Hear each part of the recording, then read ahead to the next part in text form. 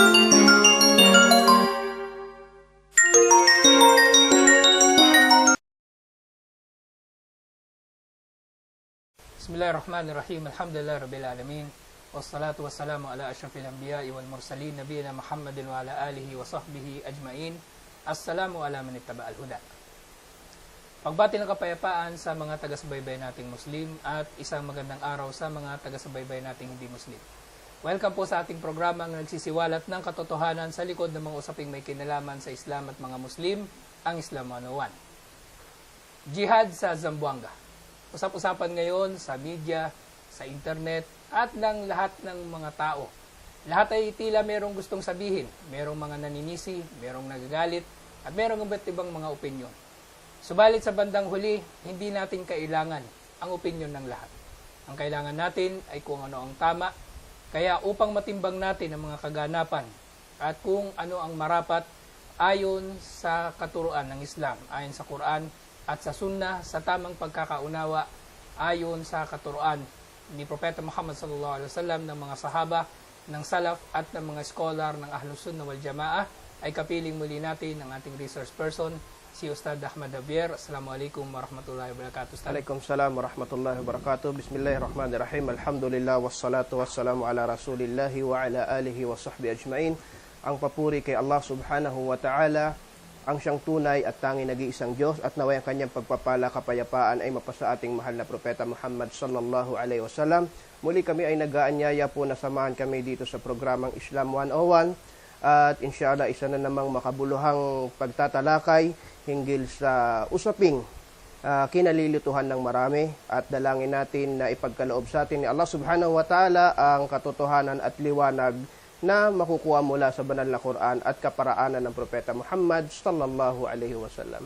Jazakallahu khairan, Ustad, at napaunlakan mo kami sa aming imbitasyon na ito dahil mahalaga talaga na matalakay natin ang usapin na ito. At ano pa nga ba ang silbi ng ating programa kung hindi natin tatalakayin ang napakaselang issue na ito sa panahon na ito na dapat na malinawan ng mga tao.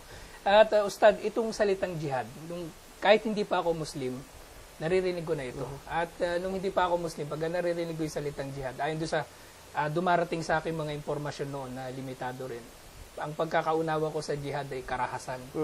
At ito yung tinatawag ng mga Muslim pagka gusto nilang pumatay ng Kristiyano.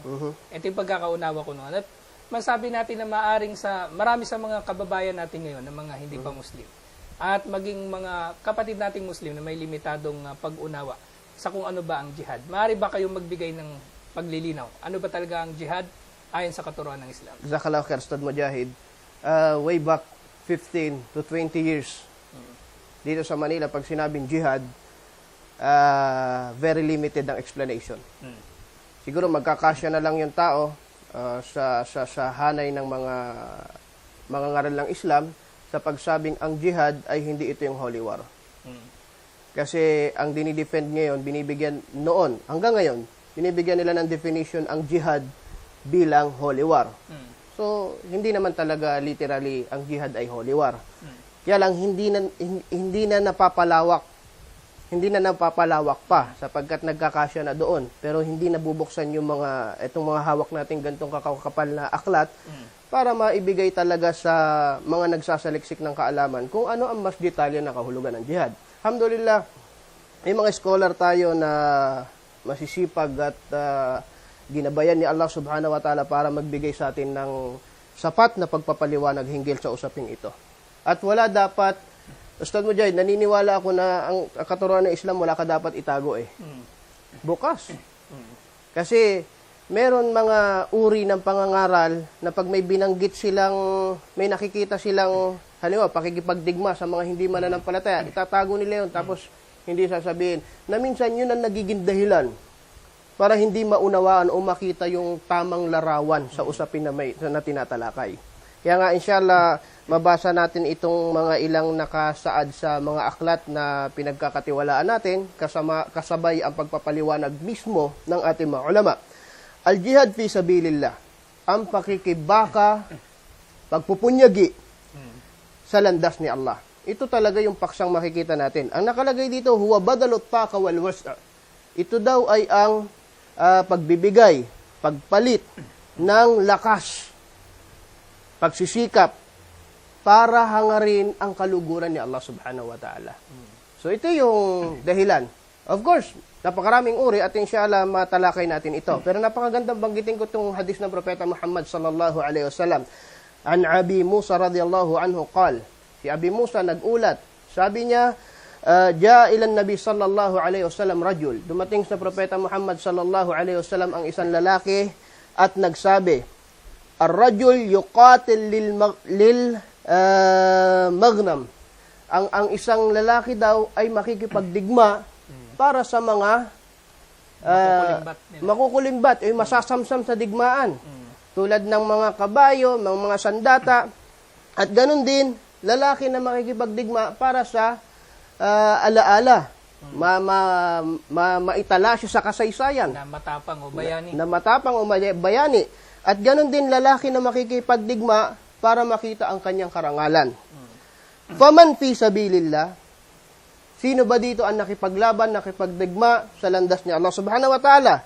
Sabi ng Propeta Muhammad sallallahu alaihi wasallam, man qatala litakuna kalimatullahi hiya al-ulya, fahuwa fi sabilillah, muttafaqun alayhi. Sabi ng Propeta Muhammad sallallahu alaihi wasallam, kung sino man ang nakipagdigma upang pangimbabawin niya ang salita ni Allah subhanahu wa ta'ala na siyang magiging pinakamataas, yun ang salandas ni Allah subhanahu wa ta'ala. So ito ang kahulugan ng jihad fi sabilillah.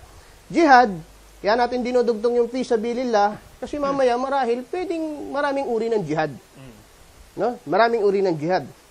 Sabi nga ng isang scholar, test mo bukas, periodical test, buong gabi hindi ka nagtulog para pagtagumpayan mo yun. Abay, nagbadalot pa ka yun. Nagbigay ka ng lakas, nagpunyagi ka, nagsikap ka, nakibaka ka, jihad yun. Kaya lang, fi sabilillah ba? Doon yun sa periodical test mo. Pero jihad rin yun, linguistically. Pero tayo, hindi na natin kailangan i-divert pa doon ang usapan. Kasi ang pinag-uusapan ngayon, yung jihad na paghawak ng armas. Apo. Jazakallahu khairan, Ustad. At Ustad, itong jihad na tukoy na nga natin, ito nga ay para lang sa landas ni Allah subhanahu wa ta'ala, para tayo kalugdan ni Allah subhanahu wa ta'ala, para nga magibabaw ang salita ni Allah subhanahu wa ta'ala. At liban pa dito, Ustad, maaari ba ninyo matukoy yung iba pang mga hikma o yung iba pang mga karunungan sa likod ng jihad?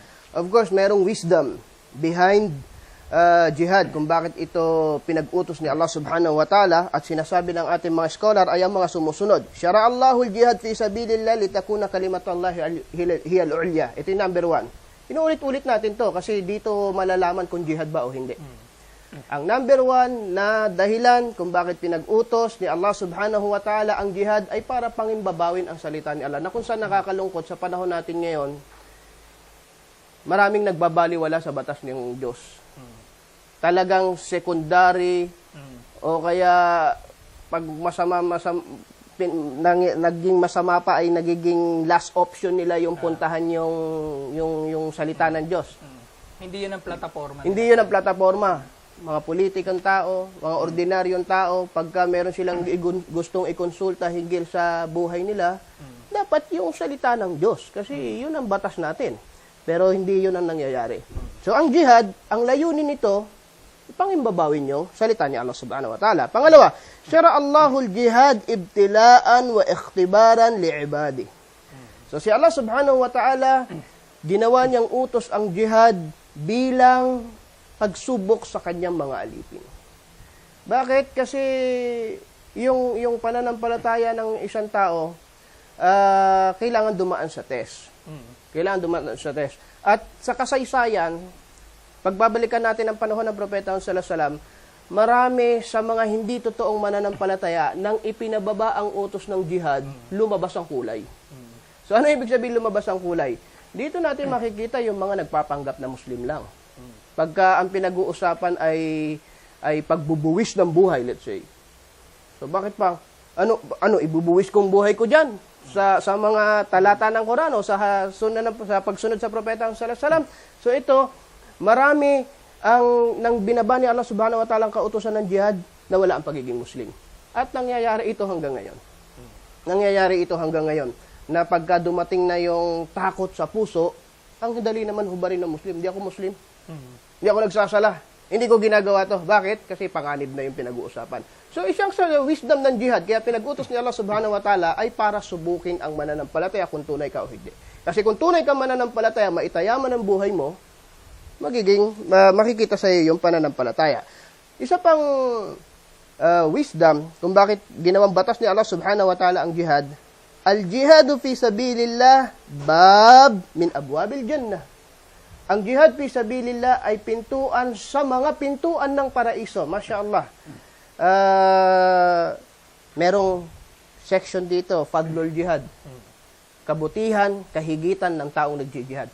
Hindi natin ito matalakay lahat. Pero, walang duda na ang jihad ay isa sa pinakamalaking uri ng ibadah. Pagsamba kay Allah subhanahu wa ta'ala, na pag yun ay ginawa mo, ikaw ay parang pumipili ng pintuan sa mga pintuan ng paraiso. At ang katotohanan, kabilang ito sa pinakamalalaking uri ng ibadah na kung saan hinikayat ng Propeta Muhammad sallallahu alaihi wasallam ang umma na ito ay isagawa, tuparin sa sandaling ito ay kinailangan. Yan po.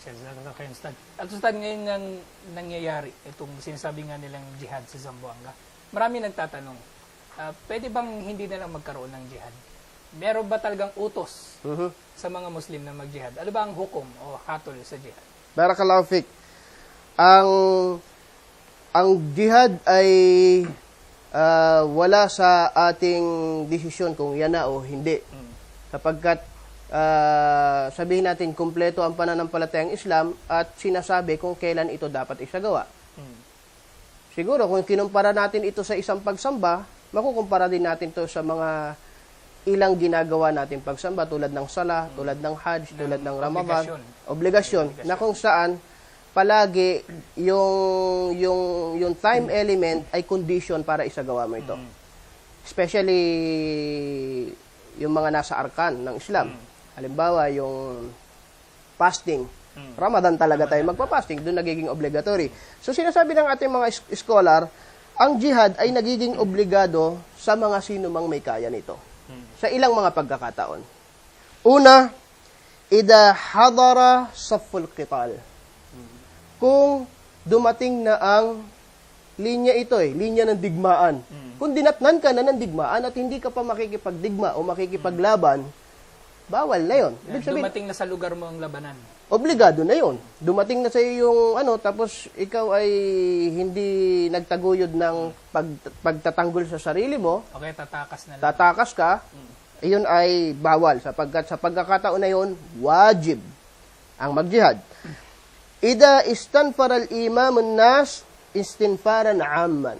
Pag ang isang imam ay nagtawag sa kanyang mga nasasakupan, sa kanyang mga tao, isang imam, pinuno ng mga Muslim, ay nangailangan na ng mga mujahidin mula sa kanyang mga nasasakupan. Of course, ito ay may mas malawak na issue. Papasok tayo dyan sa pagiging yung ahkamul imama, kung sino yung imam, kung paano, kung kailan. Sino lang ang merong karapatan na mag-utos. Oo, kasi baka marinig nila, yung imam ng gantong masjid, nagtawag na yun. Hindi po ganun ka-simple ang usapin na may kinalaman dito. At walang pinakamagandang halimbawa kundi ang Propeta Muhammad sallallahu alaihi wasallam, imamul ummah. Siya ang imam ng ummah at titingnan natin kung paano siya nagtawag ng jihad sa panahon niya. Kung yun ay makikita sa panahon natin ngayon, of course nagiging part yun na maging wajib ang jihad. Idha hasar baladahu adu. Isa din itong uri na pagka sa bayan mo, pinasok ka ng kalaban. Gusto kang sakupin, nagiging obligado din ang jihad sa pagkakataon na ito. Idha ihtajya ilayhi nafsahu fil qitali kat-tabib wa tayyar wa nahwahima. Ang jihad ay nagiging obligado sa isang tao kung kinailangan ito ng mujahidin. Bago ko banggitin to, baka hindi tayo nauunawaan masyado ng mga tagapanood. Ang jihad, sinasabi natin ito, Ustad Mujahid, kasi natalakay natin ang Islam sa maraming pagkakataon na hindi dito naghihiwalay ang gobyerno at simbahan. So, ibig sabihin, pag sinabing Islam, pamahalaan. So, sa isang pamahalaan, merong sandataan. Ang jihad siya yung sandataan ng pamahalaan. Ng Islam. Okay? Ng Islam. So sabi dito ng ating mga scholar, nagiging wajib ang jihad kung kung sa sandaling kinailangan yung iyong expertise, kakayahan. Halimbawa, kung ikaw ay doktor at may mga mujahidin sa isang lugar na walang naggagamot, pag inutos sa'yo ng imam at kinailangan yung kakayahan mo, kailan pumunta ka doon? Wajib sa'yo. Nagjijihad ka, pero doktor ka. Ikaw ay marunong magpalipad ng eroplano. Nagjijihad ka, pero ikaw ay piloto, nagiging obligado sa'yo, and so on and so forth. So, ito yung mga pagkakataon na kung saan kailangan yung jihad. Kailangan yung jihad. At kung inire-relate natin to sa Zamboanga, inshallah, mamaya matingnan natin kung paano ang tamang pag-unawa dito. Inuulit natin ayon sa mga pagpapaliwanag ng ating mga ulama. Jazakallahu khairan, Ustad. At Ustad, nabanggit ninyo kanina yung tungkol dun sa mga tao naman na nagjijihad, yung mga mujahidin na tinatawag. Ano ba ang maaari ninyo mabanggit tungkol sa kanila? Jazakallahu khair. Kasi sinabi na Allah subhanahu wa ta'ala, ang pakikibaka, ibinibenta niya sa mga mananampalataya ang paraiso, bi amwalihim wa ampusihim. So may mga taong nakikibaka ng kanilang sarili at kanilang kayamanan, itong pinakamainam. May mga taong nakikibaka ng kanilang sarili lamang sapagkat wala silang kayamanan. May mga taong nakikibaka sa pamamagitan lang ng kanilang kayamanan at na-excuse naman yung kanilang sarili sa ilang mga kadahilanan. Halimbawa, yung kahinaan ng kalusugan, kapansanan, and so on and so forth. Pero ang pinakamainam, ito ay isa katuparan sa pamamagitan ng iyong sarili at ang iyong kayamanan. Alhamdulillah, naging napakaganda nitong pambungad natin sa usapin natin na ito. Dahil para sa atin ay mahalaga na matalakay muna natin, Ustad, itong mga masasabi natin, mga pundasyon o mga saligan ng usapin na ito, ng jihad. Dahil sa pamamagitan ng mga saligan na ito ay matitimbang natin kung ano ba ang tama at ang mali sa usapin na ito ng jihad sa Zamboanga na matatalakay na nga natin, inshallah, matapos ang ilang paalala.